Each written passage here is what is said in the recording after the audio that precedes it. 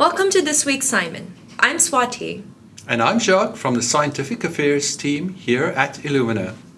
We all want safe, antibiotic-free food, but unfortunately antibiotics are heavily used in food production. There is increased pressure to substantially decrease the use of antibiotics in food-producing animals.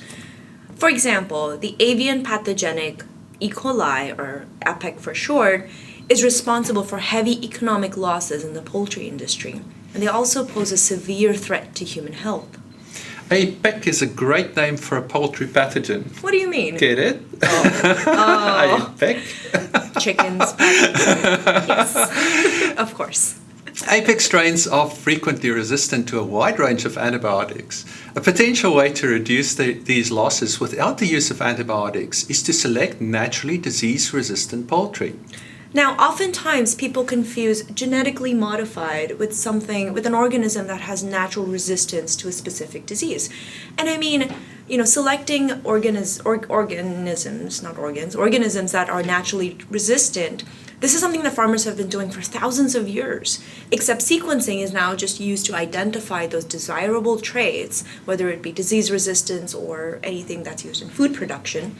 And rapid next-generation sequencing is the current cost-effective tool to speed up such breeding programs.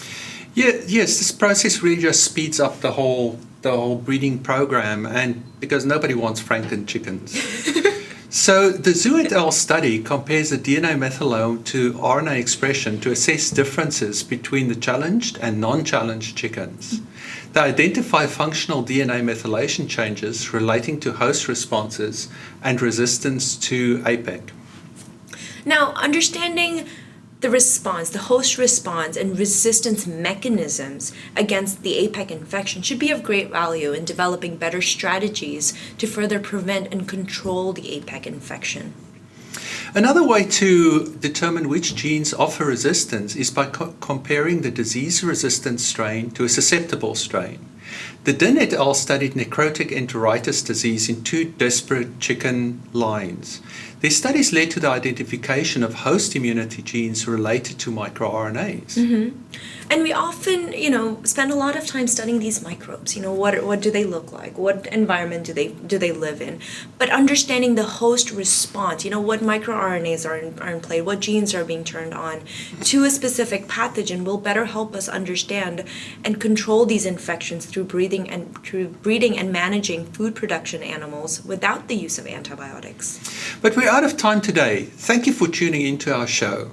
We feel free to reach out to us with questions, thoughts, suggestions, concerns, or any feedback. We love to hear from you. Thank you and have a great day. Bye. Bye.